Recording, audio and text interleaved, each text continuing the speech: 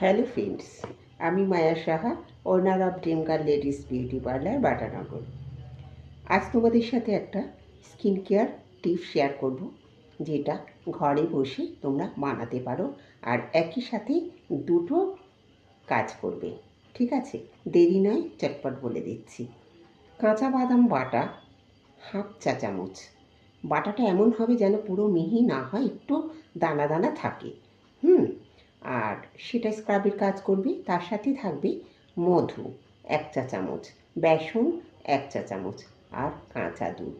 একসাথে ভালো করে পেস্ট করে নিয়ে পুরো ফেসে ওটাকে মেখে নাও, লিপস, আইস আর আইব্রোজ এরিয়া বাদ দিয়ে ভালো করে মেখে 15 মিনিট মতো রাখো।